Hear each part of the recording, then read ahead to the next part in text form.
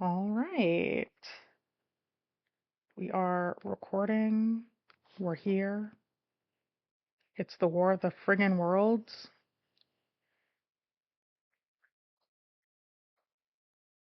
Um, You got it. yeah, no, that's it. That's it. End of episode. Yeah, Wait, that's hang it. on. That's done and dusted. Um, Jesus. Incredible start. Um, welcome back to another episode of We Love Da Movies. We are here. We are loving the movies, and the movie that we are loving today is 2025's War of the Worlds. Perhaps one of the greatest movies put to streaming in forever. Um, so, uh, I am your host, Maya, and I am here with. Harley, your co-host. And your other co-host, Kels. Fantastic. And we should probably start off by saying we were talking about this before we started recording, but uh, we have watched this movie together. This will have been our second time watching this movie together. Yes. Um, I have seen it 4 times, I believe, since it came out, which is really insane. More Because than it, anyone should maybe be watching it. Yeah, you're very right about that. I shouldn't have seen this movie this many times, and yet every time I am drawn back to it because it's such an enigma of a film, honestly. Bef- Before we get started, can I ask you guys a quick question? Yes. Um, War of the World's son or Wuthering Heights' daughter? Oh, oh, no, War of the World's Son. I'm Listen, I sorry. don't know anything about Wuthering Heights, and I don't know if I want to know. And because we only watch movies we love, we will not be watching Wuthering Heights. We won't be. I'm so sorry. Side tangent already, but I've been watching a lot of Wuthering Heights discourse videos recently because they've been making their way across my feed, and every one I see makes me just more and more convinced to never fucking watch it, to just never ever lay eyes on Emerald Fennell's Wuthering Heights. It, and so we need to stop acting like making movies is going to war. You know, it was Yes. charming when Cynthia and Ariana did it because they're charming. But with Margot Robbie and Jacob Elordi, it's just odd. Just Yeah, pipe down. it's Have a not fun. Snickers. It's not fun when that dynamic is heterosexual, I think. It's fun when it's Ariana and Cynthia because you're like, this is just how theater gays are. When Yeah. it's just two conventionally attractive heterosexual people, you're like, all right, just say you're horny. Yeah, when it's two conventionally attractive heterosexual Australians, it's like, get that away from me. Like this isn't fun. We're gonna get canceled. We're gonna get canceled again for anti-straight sentiment. Well, let's get uncanceled by celebrating our Black History Month episode. Exactly. Because this is well, in a way, it's black cinema. In every way that counts, as far as I'm concerned. Yeah, this is a black story. This is like, you guys ever go on, if you go on like Hulu right now, they've got like the thinly veiled black stories category. hmm This is going in black stories. Imagine going on Prime Video and this being in a category that's Black stories. Now I want to look, but it's probably not. That's probably not a thing. Sorry, am I the woker here? Am I the one that thinks that like why do we only talk about race? You know, like does the fact that this movie does not directly talk about race make it any less black? I think sometimes we have to talk about black joy and black Well, war and black of the world. we have to talk about black government NSA agents. It is a black story. It is a black story. It's So what is the story? uh What's this so movie about? Because I'm not so sure I Well, know. actually, hold on. One, yeah, are you checking I Prime? wanted to talk about the fact that this movie is nominated for 5 Golden Raspberry Awards. Ugh, the what Also, a in which in the distinction. business we call the Razzies, right? Yeah. Um, they haven't happened yet. It's going to be on March 14th, so I'll update when the time comes. But the awards that this movie is nominated for is Worst Picture, Worst Director, Worst Screenplay, Worst Actor for Ice Cube, Worst Screen Couple, which is not for Faith and Mark. It's for Ice Cube and his Zoom camera. Oh, I thought it was gonna be Sandra NASA. No. Sandra Um, Nassa. and then the last one is Worst Remake, Ripoff, or Spinoff for obviously H.G. Wells's War of the Worlds, the novel. Yeah, it's Incredible. a movie that really shows you that sometimes an adaptation can just be a title. Uh, Much like Wuthering Heights. At least Wuthering Heights had the bravery and transparency to put the title in quotation marks. I feel like this movie would really serve by a quotation mark War of the Worlds. It's War of the Worlds. Yeah, it's War of the online world. It's War of the Worldcraft. I'm gonna workshop that one. Yeah, yeah, I can't wait to hear it in the final edit. Yeah, thank you. I'm Yeah, just gonna edit. I really feel like, I don't know, I get this weird feeling that this started out as just a story about Ice Cube trying to like hunt down these hackers, and then the aliens were kind of an afterthought, but I don't Mhm. know the validity of that.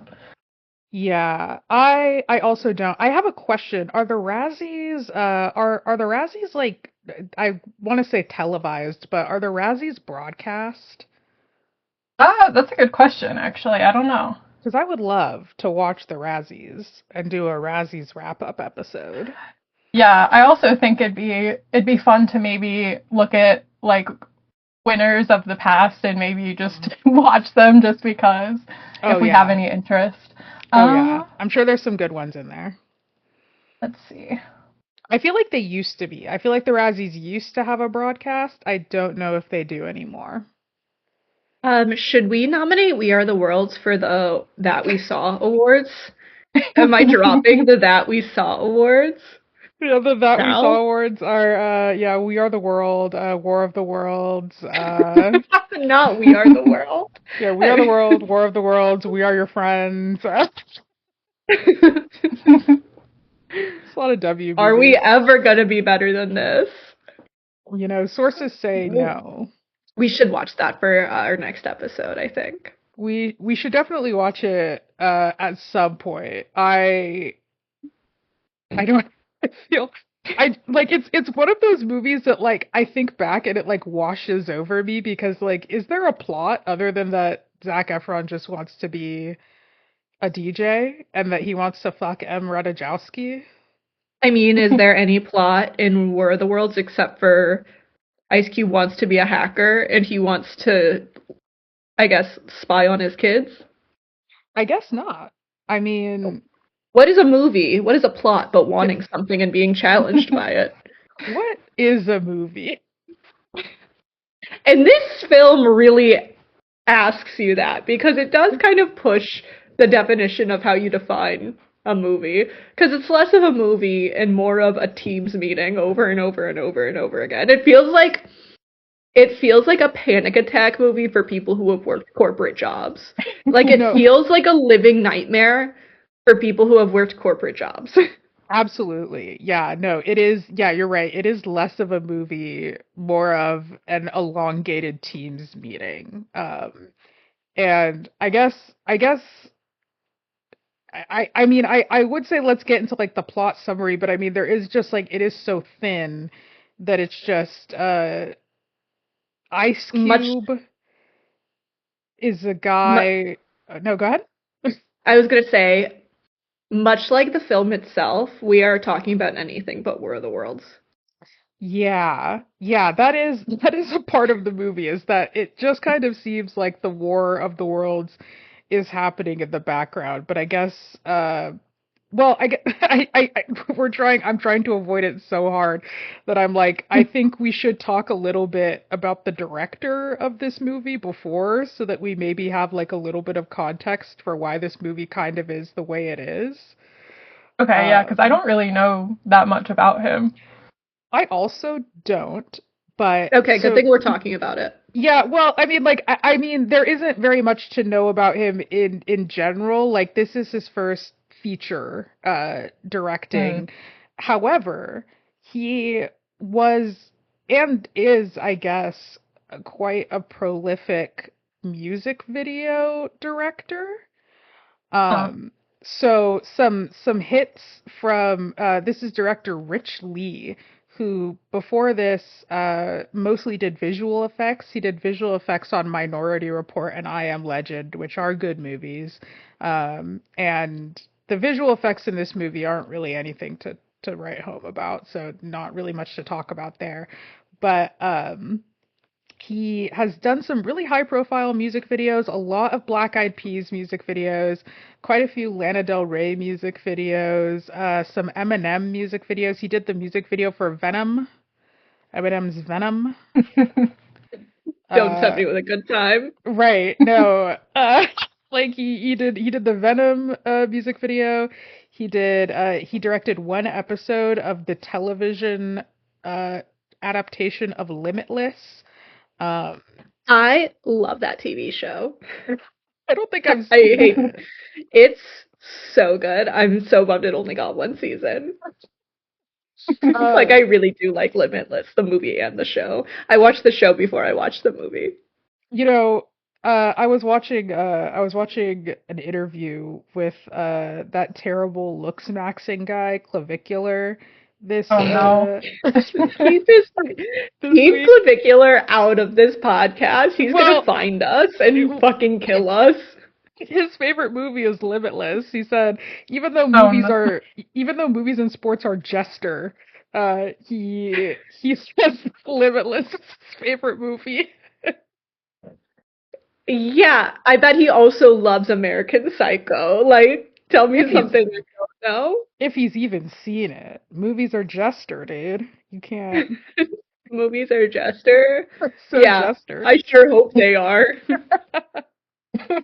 Um, so okay, finally we gotta talk about this movie. We gotta talk about this fucking movie. Uh, Why? The movie never does. you're so right, but that somebody has to.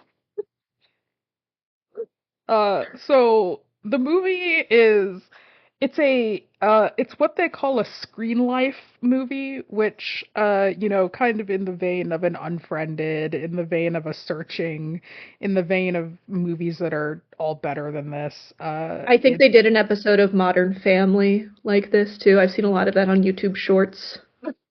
I don't think I've ever seen a full episode of Modern Family. Um, Have you seen parts of episodes on YouTube Shorts? no, You probably have. I don't And they're get in Modern between. Family. They're in between Young Sheldon clips. You Oh know, my I gosh. I don't get the Young Sheldon clips. I don't get Modern Family clips. I do get the House clips. I get the Good Doctor clips. Uh, When you're editing this, I have a pitch for the edit. If we ever get to oh yeah. it. Can you edit like the I am a surgeon clip, but it's I am a War of the Worlds. I am a War of the Worlds. Yeah, yeah, I have no choice but to initiate this War of the Worlds. Yeah, I'll see what I can do about that. All right, let's initiate this War of the Worlds, I say, as if I'm not the one who's been taking us off track every time. We've all been Wait, going hang off on. track. Go ahead. Do we think that Unfriended is better than this movie? I don't think any movie is better than this movie, if I'm honest. You know, I've heard Searching I know is like somewhat competent. I've heard it's pretty good, but I don't know, Unfriended is kind of like a notoriously bad like screen life movie. It's been a long time since I've seen Unfriended. I saw Searching in theaters, and I don't think I Mm. ever watched it after that. So it could very well be that my brain is just painting Unfriended as better than this because it was maybe, if not the first, then one of the first major Screen Life movies, and so that has to Definitely count one for of the first, something. yeah. Uh, but yeah, let's talk about War of the Worlds. Let's not talk about Unfriended and Yeah, yeah. Searching.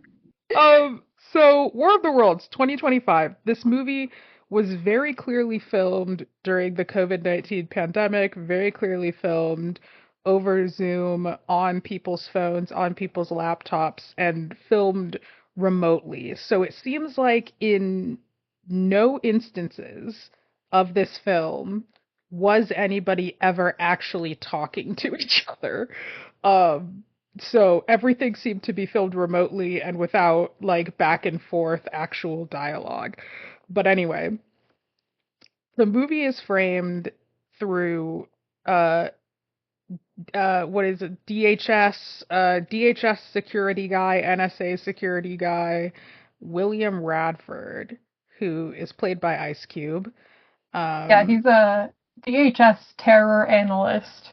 Right. He analyzes terror, which means that he looks at cameras, he right clicks on people, and then he sees a little thing that says threat level like non-existent or threat level cleared or whatever while he looks And at he could stock also footage. hack into people's fridges, apparently. Right. He can look at every camera ever, it seems. And that Which includes. is Mhm. it's fascinating that he already has access to all of these cameras when much of the plot of the movie surrounds even more like hypothetical Big Brother stuff. It's like we can't take away people's privacy. Like there's this big plan to take away people's privacy. It's like, bro, you're in the fridge. You're literally in the fridge. Like Right. what more could we get? What more violation of privacy could we get? You're in the fridge.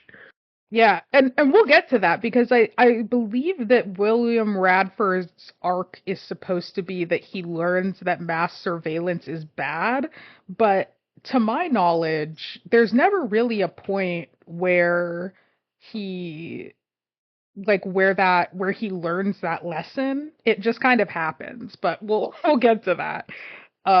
So Will Radford, he's hacking into fridges. Specifically, he's hacking into his daughter's fridge because his daughter is pregnant with baby, and he admonishes her for going to get a pastry at a cafe instead of eating one hard-boiled egg. Um, One and egg, yeah, the one perfect amount. Yeah, that's the perfect breakfast for a pregnant woman. It's just one egg, I guess. Uh, so he's looking at her. Something that I did notice on this watch was that when he's looking at her through the cameras, her threat level is unidentified, which is Mm. very weird.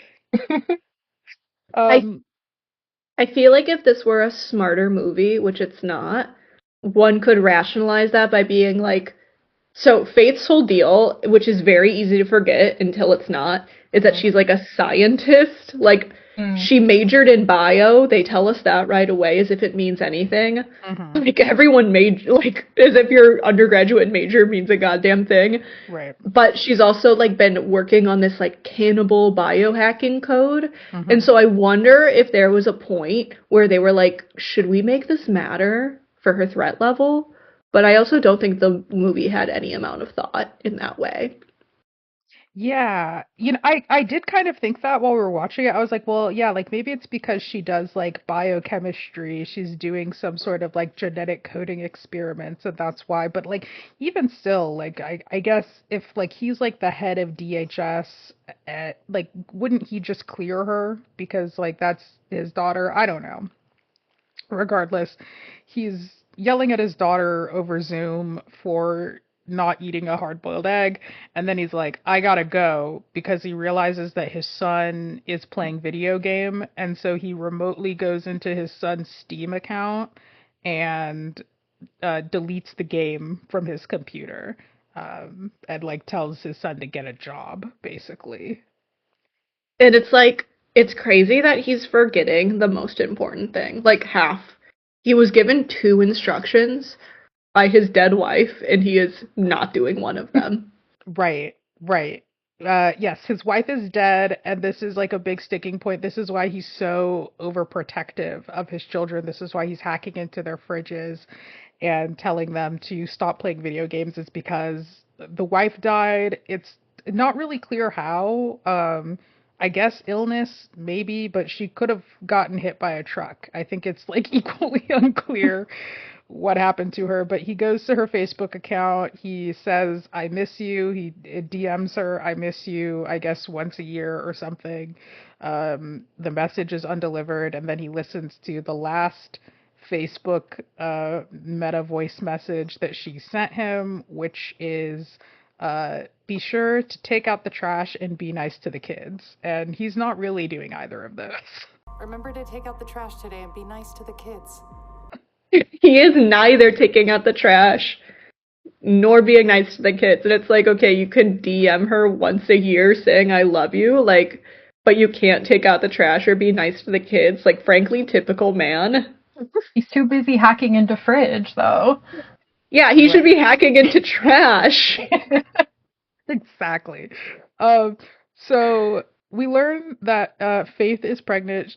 Faith, the daughter, is pregnant by an Amazon delivery man. This is important. It's important that he's an Amazon delivery man, and he is played by Devin Bostick, who many will know as Roderick from the Diary of a Wimpy Kid movies, specifically the Roderick that people like. I'm not really familiar with those movies, so I don't know at which point he stopped being Roderick and then people started doing the Not My Roderick, but yeah, he's there the were, good Roderick.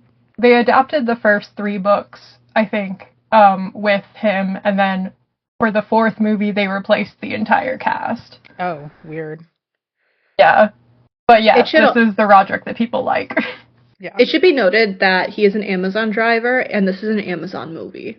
And so Amazon is both, like, Amazon matters in this film in an inscrutable way.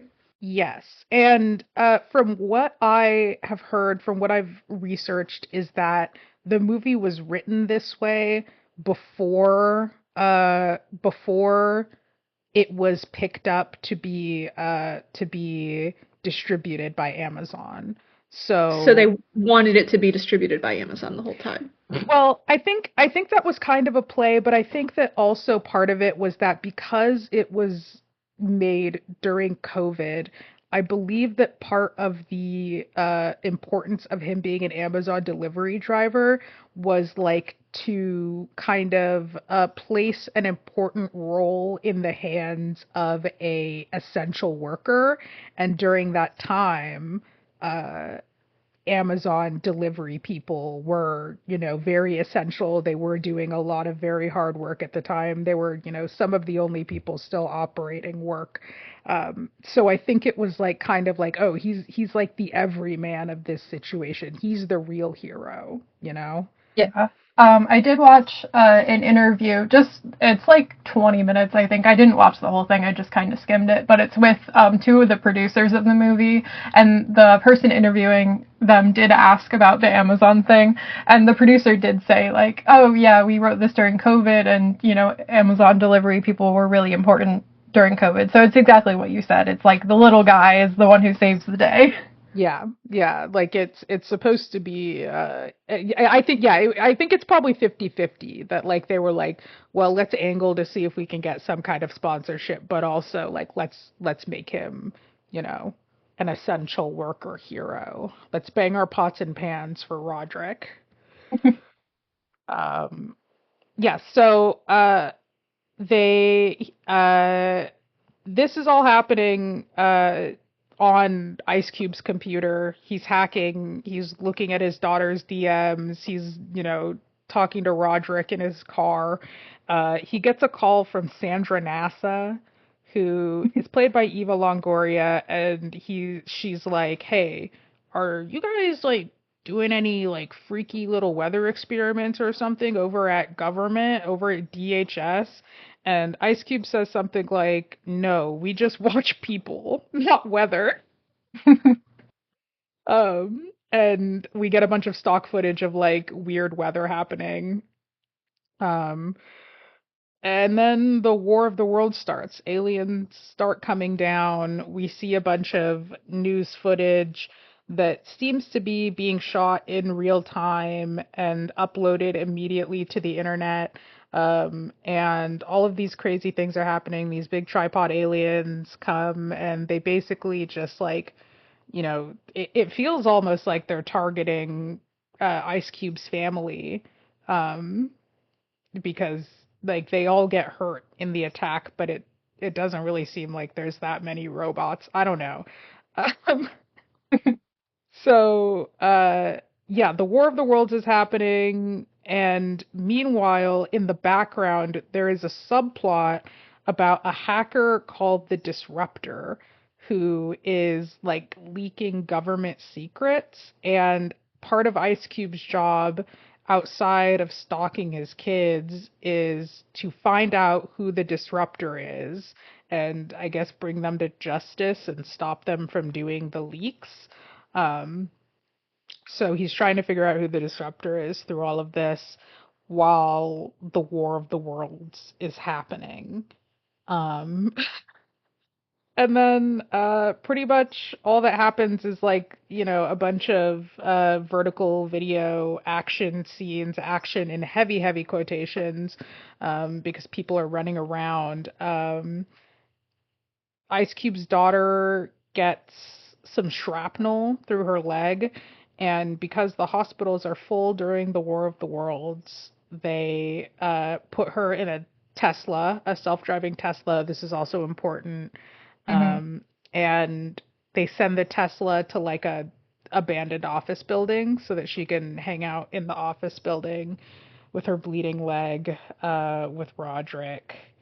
The son, meanwhile, is just kind of hanging back. He's kind of somewhere. We don't really know where. Um, and Presumably playing different video game. yeah, playing a video game that his dad didn't uninstall. Yeah, he's playing Mugenics. He's playing a lot of Mugenics like me. Um, yeah, so they get into a meeting.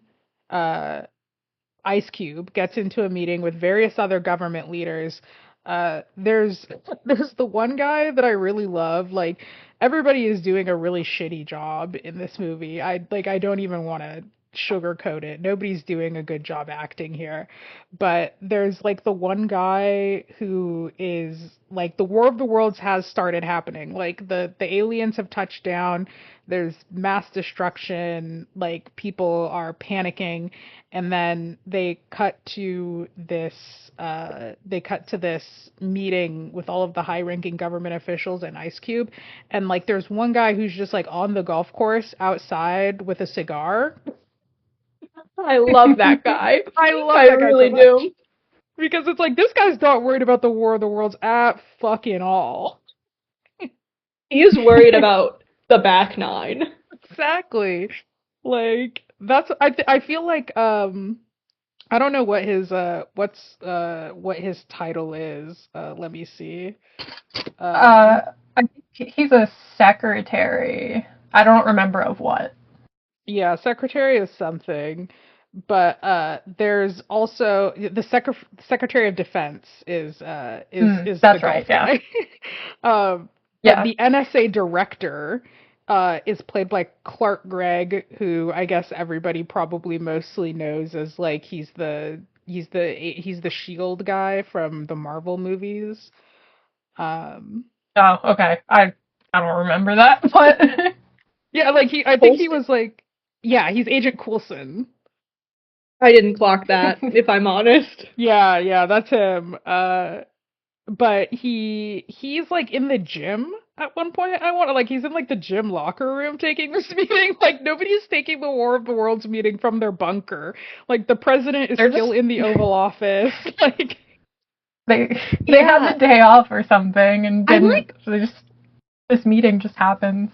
the Carly who has worked for many organizations, big and small, world renowned and not, and who has like no hope for the government is like, this might be realistic. This might be how it goes down. it could be, but I'm just like my whole thing about this movie is that unless somebody is like physically outside and in the range of the robots in this movie, nobody is acting like the War of the Worlds is happening. You know what I Right. mean? Frankly, Eva Longoria was the only one acting with any amount of urgency in this film. Yeah, Sandra Nassa. Mm. yeah. Like, credit to Eva Longoria, who I guess probably just cleared a day off of her calendar and ran around the woods with her phone. Like, Yeah. But yeah, was the nobody's only acting. one acting like the war of freaking worlds was happening. Exactly. Yeah. Everyone's a little bit too cool about it. Everyone's a little bit too cool about it. But they get into the meeting and the president says, and the line kills me every single time because it feels like he fucked it and like they just didn't do a take two. He says, I have no choice to initiate this war of the worlds to save humanity. I see no other option to initiate this war of the worlds to save us all. And it's like that, just like that's not an impactful line. It's not even like grammatically correct. It's like it would be like I have no other choice than to initiate this war of the world. But like he says, I have no other choice to initiate this war of the worlds. And then Ice Cube does like a fist pump, like he just won his like he just won his DraftKings prize pick. He was like, I parlayed on the war of the worlds happening today. He puts so much money in Ko-Fi. Like, Like he put it all in on Zoran Mondani and the War of the Worlds. And he is exactly. rolling. Yeah, he does like a he's like yes. So Poly market moment. what also gets me about that is like yes, he's like a DHS, but like what would any of this have to do with him? Like after the War of the Worlds is instated, like what would any of that have to fucking do with him? This becomes like a Yeah. military operation. So that everything He to is do with him. like, he's like top analyst for terrorism. I guess you could call aliens terrorists. But like, if this movie made any sense, hypothetically, he would be like, you know, using technology to track them better, all of these things, which I guess maybe is what they intend for him to do, but he's too busy hacking Teslas for his kids. Like, Right. that's a very real thing in this movie. Much of the stress in this movie comes from Ice Cube getting called on Teams and Yes. ignoring it. Like, Yeah. the visceral reaction you will have of the Teams call when he is in the middle of other things is so real, which is why this movie, if you look at it not from a sci-fi movie perspective, but from like a corpo perspective, is actually kind of like emotionally impactful in an odd way. Like the first time I watched this, I was like, no, this is what life feels like sometimes. Sometimes like the freaking world is happening and everyone's trying to reach you on Teams. Yeah, yeah, the visceral reaction, like if you are a person like trigger warning Teams users, if if you have ever worked a corporate job where you have had to be present and had to use Microsoft Teams with any level of urgency, this movie is gonna fuck you up. Like the first time I saw it, like it felt, and I think I described it this way in my Letterboxd review, but it feels the way I imagine a dog feels when they hear a doorbell in a commercial. But it's like that for like 90 minutes. You just like keep hearing the Teams noise and you're like, ah, is that me? And then you're like, no, no, it's not me. It's the movie. This Um, this movie, like the whole Teams corpo bullshit part of this movie resonates similar to a movie that we didn't watch for the podcast because Maya doesn't like it very much, The Rats. Because you didn't want to make a Rats episode, so this episode is the Rats episode. right. Yeah. I'm sorry. The I rat just You don't have to like it, but I'm going to talk about it anyway. So in that, like, it is like if the movie were smarter, that I am smarter than the movie is, and so I'm giving movie the meaning of this is like an anti-bureaucracy film. Mm. Yeah, it does kind of feel that way, right? Because it's like, yeah, they are trying to reach him. They're always like messaging him. They're like, "Hey, what get in the Zoom room, get in the Zoom room, get in the tactical Zoom room."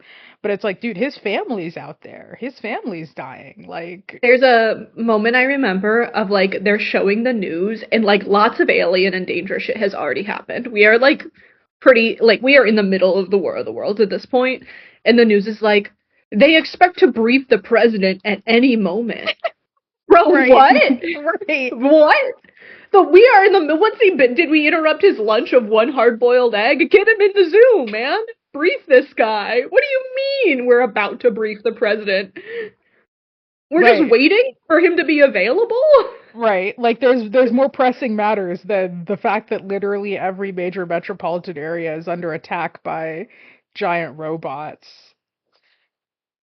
No, that is a good point. There's like a lot of like weird inconsistencies like that with this movie. Like throughout the entire War of the Worlds, and what we learn in the movie is that the aliens are here to harvest our data. They eat data, um, or data, You mean data? yeah, depending on depending on who you are. They eat data, they eat data. But throughout the entirety of this, the internet stays up and like the news stays up and like everybody is like so committed to televising footage of the War of the Worlds as it's happening. And I feel like that doesn't feel realistic. Like if Right. YouTube if the aliens eat YouTube, we can't upload a video to YouTube. Yeah, like we're watching planes crashing streamed on YouTube.com. It's like, Right, oh, so the thing that took down the planes isn't taking YouTube. Got it. right. So They did yeah, so take Facebook though. they did. They do take Facebook. They eat his wife's message about being nice to the kids and taking out the trash. And this is a moment where this is his dark night of the soul, where he no longer has that very AI message.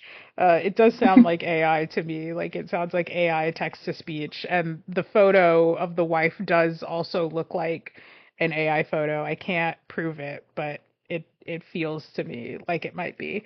Um, so the aliens eat data. Sandra NASA finds out that they are some sort of uh, half half robot, half organic creature. She keeps saying part biological, part cyber, or like part organic, part cyber, and like I something like about Whatever my that that's means. how I like my bugs from the War of the Worlds. part biological, part cyber. Why is it blood inside of a computer They're a chip? hybrid organism, biological and cyber. Yeah, I don't know why that phrasing tickles me so much, but like she says it twice. It's like, okay. Yeah, it's very Neil Breen, in my Yeah. opinion. Like this, the way that he says it or she Yeah. says Wait, it. I know why she says it like that. Because What? his daughter majored in biology and he is a cyber investigator. So like they say it like that because it's like the meeting of their two specialties I and it takes see. collaboration to take them down. You know what? That's Of actually course, very, of very. course. Yeah, Carly's pointing at the string board Pepe Sylvia style. Of course. All makes sense. This movie's actually I think genius. she's putting more thought into that than the writers probably did. Maybe Carly's part biological, part cyber. Maybe that's why. Maybe that's why she gets it. It's because I be on that damn phone. Don't we all? Isn't that the problem with this movie? It's that we be on that damn phone and the government wants to look at what we're doing on that damn phone. So bugs are trying to eat the data, and we find out that they are really about to eat a huge, huge, huge feast of data in a project called Goliath, which is what we alluded to earlier, which is the government trying to spy on our Amazon carts. Yes. Like fridge fine, Amazon cart bad.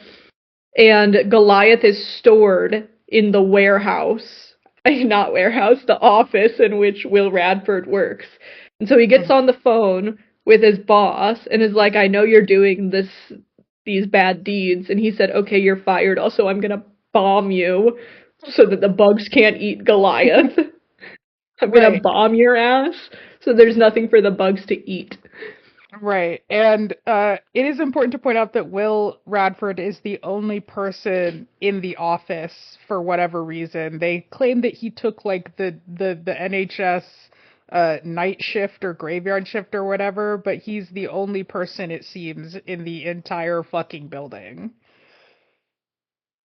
And also it's daytime. Yeah. It's daytime outside. So we find out, I'm really speed running the end of this plot because I want to talk more about hijinks. Yeah. We find out that his son is the disruptor the whole time, and then he teams up with his son, makes a really kind of cool YouTube video about how bad the government is. Government and then secrets exposed. It's you! It's you! Yeah. Well, yes, kind of. How could you, man? How could you? My own son is hacking the government. You know, for someone who spends their life watching, you sure do miss a lot. And then they, like, work with his daughter on the cannibal code to get the frickin' bugs to eat themselves, I guess. And then the frickin' War of the Worlds is over and everybody's happy, I think. Yeah. Yeah. Is that the movie? Well, I think we do need to point out that there is an important way that the cannibal code is delivered. Of course. Yeah. And it goes back to our first responder. Yes, our first responder, our hero in a blue polo. When they have to deliver the cannibal code, they have to do it through a USB device or a USB thumb drive. And Ice Cube says, I don't have one because they're not allowed in the DHS building, which sure, okay, fine. But the only way to get one, and here's the fucking crazy part about this. Like Roderick says, I have one with me right now. I can send it to you on Amazon Air with the drone. I can fly the drone to you, but you have to put in an Amazon order for a thumb drive that I'm not going to deliver you so that I can deliver my thumb drive. What the fuck? Yeah, don't worry about it. So anyway, they fly the drone. The drone gets hit by something. It lands upside down next to a homeless man. This part is bananas to me. I'm obsessed with this part. How it lands next to a homeless person during the War of the fucking Worlds. There's this homeless guy. He's just outside. He's like losing his mind. He's in his tent. And they get his phone number through governmental means, and they say, hey, we're going to give you free Wi-Fi for a year if you flip over this drone that's in the street, if you can see it. And he's like, oh, why? So the government can watch me on my government Wi-Fi, which, like, bold of you to assume that there's going to be Wi-Fi after the War of the Worlds, but whatever. And then they say, we'll give you a $1,000, $2,000 Amazon gift card. Again, bold of you to assume that Amazon is going to exist after War of the Worlds. But this is what gets him. He is bribed with an Amazon gift card linked to flip the drone over so that they can deliver the thumb drive to Ice Cube to execute the cannibal code. So, yeah, just a patently fucking insane film. And what this movie could have almost done something almost cool by like remembering how the aliens were destroyed in the first movie, which was like water. Like they invade the thing and the thing that they are trying to invade kills them. I wanted so badly for the way they destroy it to be like internet brain rot. Like the aliens have not built up a tolerance for Skibbity Toilet. Yeah, like they go crazy because they see Clavicular. Yeah, they go crazy. Here's the thing: they get shown. So like, Potter puppet pals and they crash out. They're like, I can't handle this.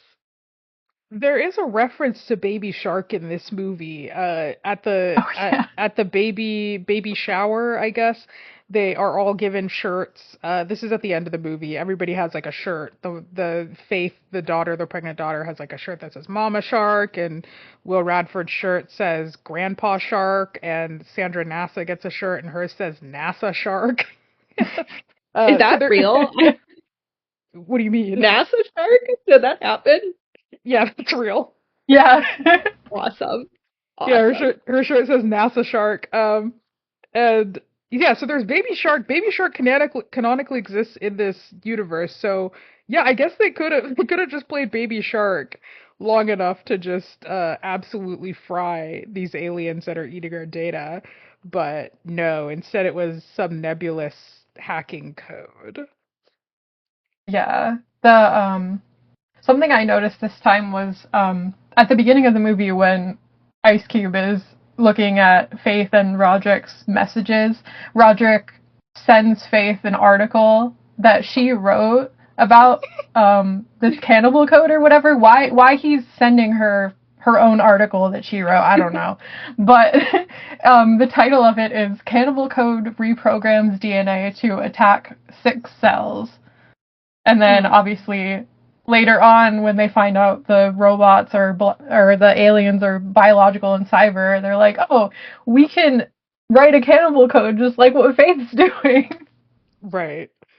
And yeah, why would he send her own article just to like, hey babe, just to remind you, he's hyping her up. Yeah, he does send it, and he goes, "So proud of my baby mama," or whatever.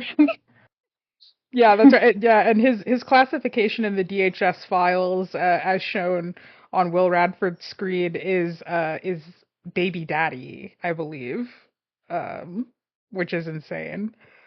Uh, Something that you pointed out while we were watching it, Carly, is that this movie has inexplicably biblical naming conventions. Yeah, I actually think that was friend of the pod, Colin, who Was that watched with us. Colin? Hmm. Yeah, Yeah, so I think we've got so. Goliath, because one thing Colin's gonna do is make a Bible reference. So true.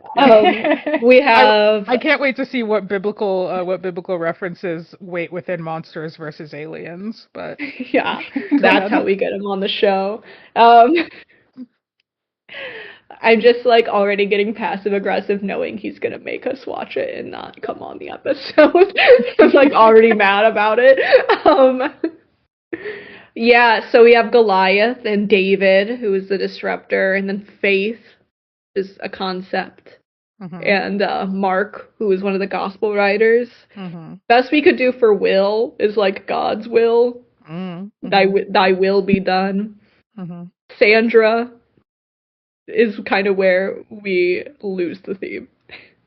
Yeah, Sandra NASA exists outside of the biblical, uh, Biblical times. yeah, the biblical times that we've kind of recalled with these naming conventions. And I don't know, maybe there's something there. Who There can might say? be. Yeah, I don't know. I don't think I own a Bible. I don't know. I don't know if there's a Sandra in the Bible. I don't think there is. I can pretty confidently say there's not a Sandra in the Bible. Um, what's the boyfriend's name? Mark. Yeah, Mark, David, Faith, Will, Radford. Yeah, I think that's like the only important names. Um, yeah, and I mean that's pretty much the movie. It's a small movie. Uh, this is such a so I don't what I'm sorry, I'm on IMDb. I'm looking at IMDb.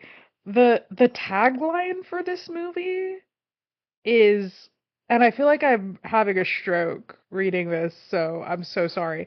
But the tagline is, "I'll never for you, liar. Dot dot dot." What? What's that? I I'll don't think I never. even saw that when I was looking at that before. Yeah, the tagline is "I'll never for you, liar." Dot dot dot. I don't. All right. I don't know what Enough that said. means. I don't know what that means. Is that a lot like he sent in teams to like his evil boss or something? I have no idea. I don't know what Something that really means. fascinating in this movie is just like the tonal disjointedness of like the fucking war of the world is happening and people are literally like probably getting killed. Like Yeah, planes are crashing and it's so quippy. It's it like is. Yeah, sometimes you'll watch an episode of like SVU or X-Files where like someone's literally getting murdered and Holder will be like, oh, I guess I can't have my blowjob tonight or something crazy like that.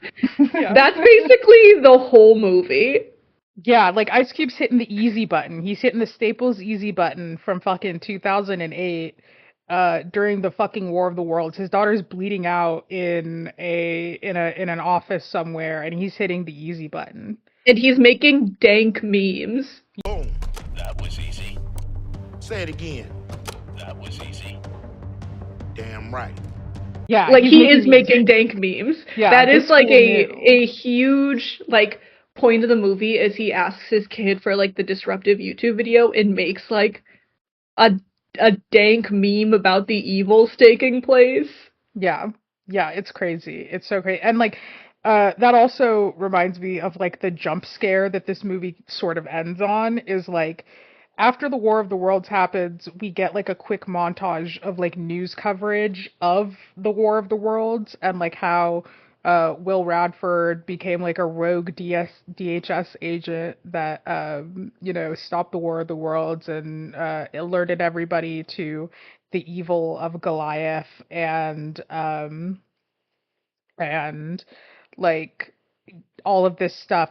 But like the at one point we are treated to a scroll down the feed of X.com, the everything website, and some of the choice players who are reporting on Will Radford's saving the world are, I believe there's Tucker Carlson, there's Joe Rogan. I don't know, like it's so weird the people that they chose. Why didn't they just choose like fake news people? Why did they Why choose? didn't they choose a fake company and not Amazon? Yeah, I guess, yeah. Why didn't they make Mark a schmoople delivery guy? Like it's like they could have said anything, I but guess they're you're right, yeah. choosing to be oddly accurate in some ways while being Yeah, not in yeah. others. And then after that, the DHS calls Will Radford and they're like, "Hey, do you want to do some more work for us?" And he's like, "No, I'm done spying on people's Amazon carts. I'm spying on you now. Yeah, fridge is fine. Amazon carts, he draws the line. Yeah. So now he's ready to be the guy he's the WikiLeaks guy, I guess now. And that's the friggin' movie. I don't know. Yeah, What that's else? What else? That's the friggin' movie. That's the friggin' yeah. War of the Worlds. Yeah, I don't know if there's really much else to say. That is pretty much the movie. Um there one piece of trivia that I think is also kind of fun is that part of the framing was supposed to be that Ice Cube's character is a paraplegic and that's why he's stuck in the building and that's why he's stuck in the room. But the director was so taken with Ice Cube's physical acting when he, got up and threw the chair and stuff that he wrote that out. That he was like, "No, Huh. we gotta let this guy move." It's so interesting that it was Ice Cube's physical acting that made them change their mind, and not the obvious, reason to change your mind on that. No, no. It was almost a black paraplegic story, but Ugh, can't be too we could woke. have. Yeah, it's. Oh, is it Where the World's Woke? Yeah. What makes it woke? What's woke Uh, about it? It's anti. Well, I guess it's anti-government. It's anti-bureaucracy. It's It's a black story. yeah, it's a black story. I guess it's kind of like it's kind of 50-50 in that it is pro Amazon. Uh, it's pro Amazon, pro Joe Rogan, pro Tesla, but it's anti-government, anti-bureaucracy, and a black story. So I guess it's neutral ideologically. Well, there we go. The first perfectly ideologically neutral movie. How fantastic is that? They did it We after all found these it. years. We found moderate. Yeah, this When a movie's very guy's dating profile says moderate, this movie is what they mean. yeah libertarian film. Hells, Uh, are the one who took notes. You got anything else Yeah. we should mention?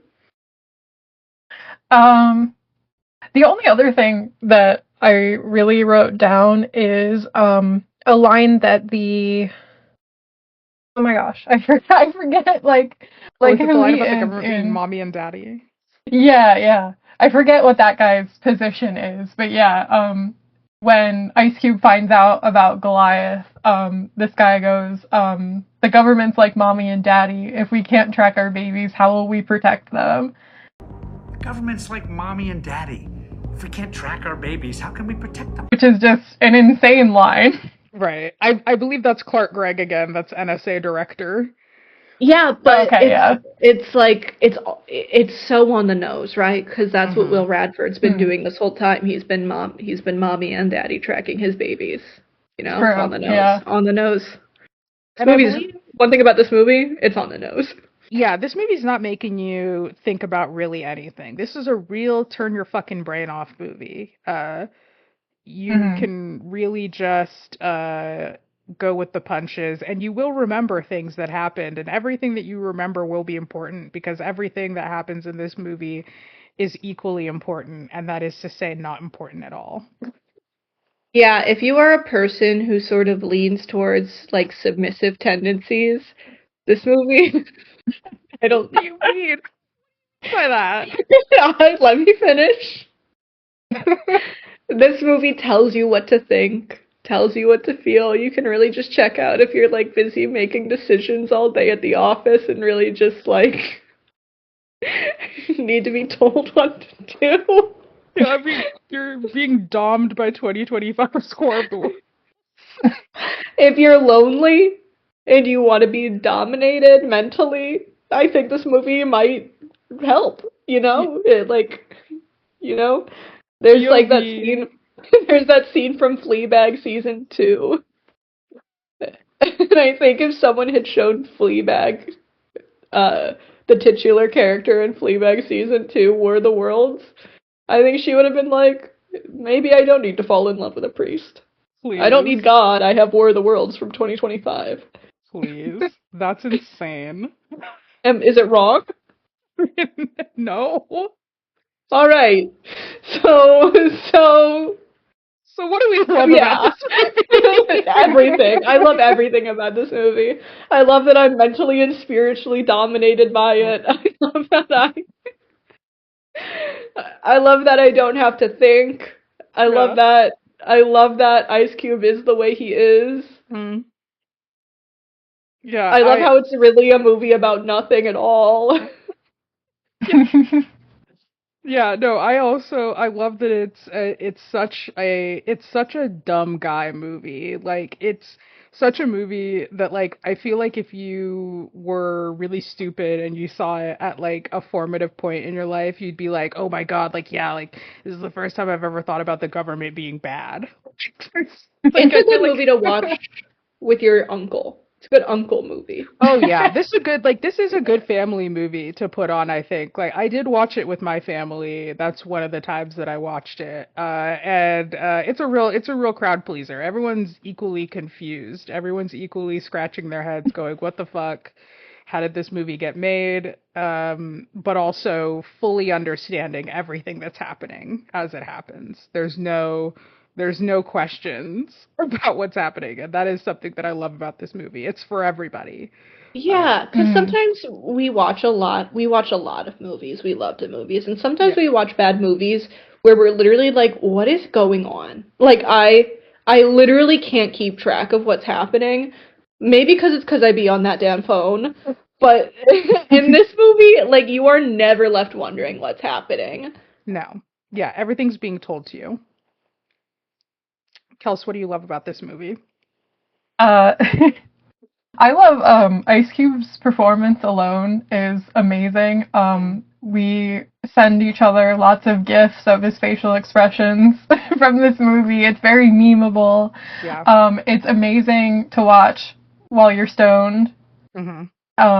If you don't partake and you decide to play some sort of drinking game, we're not responsible if you get alcohol poisoning. And I also Sending a gift in the chat. um I also feel like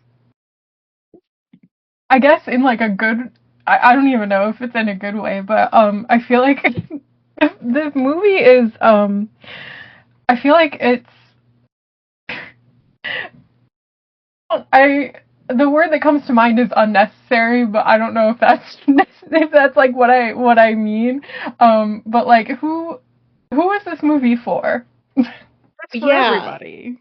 Yeah. This to me is the perfect bad movie. Yeah, it's pretty Like up there. you talk about like is it the best ultimate one ever made? Who can say? But it has everything that you need from like a let's watch a bad movie. It is ridiculous, the writing's asinine, the Hmm. delivery's impeccable. The production value is decent enough that it's not a headache to watch. That matters a lot. Like Yeah. it is legible. It is a very understandable movie, and you rarely get all of these things in line. You rarely get the fun bad writing, the fun over the top bad acting, and the technical value, and the fact that you can understand what's happening in it. Because that's Yeah. a really good point. There is never a point in Mm. this movie where you're like, what? Yeah. And like and I think something that also helps it is that there are identifiable actors in it. I think that really anchors it. Sometimes we'll watch a bad movie and there's like nobody that anybody would ever know. I think what makes this movie so watchable is that it is people, or at least like a handful of people that you've seen before. So you go, okay, this is a real movie. It has the veneer of a real movie, but as you sit and watch it more, you're like, well, this isn't a real movie. Like this is psychosis. Like this is a Like, to compare it to our last film, The Elevator, yeah. this movie has very clear cause and effect. Yes. Like, why people Mm. are doing the things they're doing is a little more confusing, but it's like, I send Amazon drone, you get flash drive. Whereas, like, The Elevator, it's like, I go to hospital, guy not at hospital. I go to building, they tell me guy at hospital. I go back Yeah. to hospital, I have dream. And you're like, dude, what is happening? Yeah. In this Yeah. movie, not a question. You know what's happening. It's the Yeah. War of the Worlds. That's because why. because everyone has to explain what they're doing because there's only ever shots of people's faces, so everybody has to say, well, I'm doing this now, or I'm gonna go here now, or whatever. So like it is in that way a perfect movie for people who do be on their phone because they're always just going to be telling you what's happening. And what has already happened. You Yes. know, say I look away from my phone for 20 minutes, I look back and they say, remember when I sent you the cannibal code 20 minutes ago? Thank Yes. you. Thank you. Thank Exactly. you for keeping me up to date. Exactly. This is the perfect second screen viewing. It's the perfect first screen viewing. If you, yeah, like Kel said, if you do a drinking game of some sort with this movie, sorry for your liver. If you smoke during this movie, sorry for sending you to the shadow realm because this movie will make you crazy if you smoke too much during it. Um, Can I but ask you guys a question? yeah. If you were like Will Radford's direct supervisor, like, would you be like kind of pissed that he's spying on his family at work all the time? Or would you be like, eh, that's his job? Or would you be like, hey man, like, can you focus on the terrorism? I think as long as he was abreast of any threats, then it's kind of, I'm a very lax supervisor in that as long as people are getting their work done, I don't care if you're doing other shit on the job. Like, the second you start to slack off and your work starts to like go down in quality, then I'm asking more questions. But if you're getting all your work done, I don't care if you're playing Candy Crush Saga at your desk or whatever. So I guess, Also, yeah. what about you, Kels? Are Uh, you letting your direct report spy on his family, or are you telling him to get back to terrorism? I mean, I agree with what Maya said. I think the bigger issue, maybe, which is something that Maya brought up a few times while we were watching, is that Ice Cube is taking personal calls Yeah. during the whole time, like the War of the Worlds is going on. Constantly. Yeah, he's taking Can you personal calls tell? on government computers.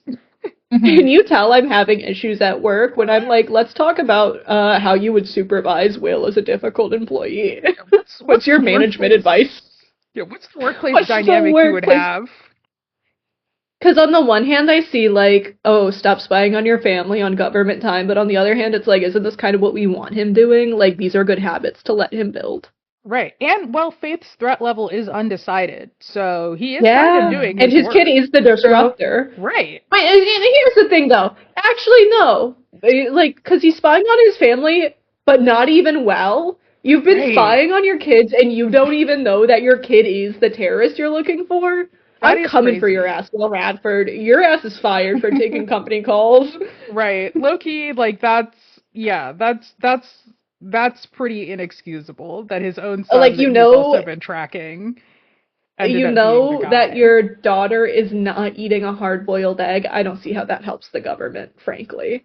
Yeah. You know what? I take it back. In light of you saying that, he's clearly not doing a good enough amount, like, at his job. I think that's the point where, like, afterwards, had he stayed with the government, I would have been like, we have to discuss something. Like, we have to discuss we are your putting him work. on a performance improvement plan. Right, exactly. Yeah, you're going Because on the rather than VIP. full-assing, he's half-assing spying on his family, he's half-assing spying for the government. He could just be full-assing both, or one or Right. the other. Right. Yeah. So, yeah, what a film. What a movie. What a movie that we love. What a movie that I will continue to treasure. How many times will you watch it again this year? Be honest. Oh gosh, how many times will I watch it again this year? As many as necessary. You know? When you need to be mentally and spiritually dominated after a long day of making your own decisions. Yeah, after a long day of, like, if I have, like, one of those days where I, like, just, like, don't talk to anybody, I'm like, yeah, I need to feel what it would be like to be on a work Teams for approximately 87 minutes. So let me boot up War of the Worlds and pretend that I'm at the office, or pretend that I'm at the home office again. God. All right. Well, thank you for joining us for another episode of We Love the Movies. As always, if you have any movies that would be of interest to us, drop them in the comments. Leave a like, subscribe. Thank you to our 21 viewers of the last episode. We love you guys. Right. Please. Let's see if we can get to 25. Right. Yeah, give us a listen. Tell your friends about loving the movies. And we will see you next time with another cinematic achievement. And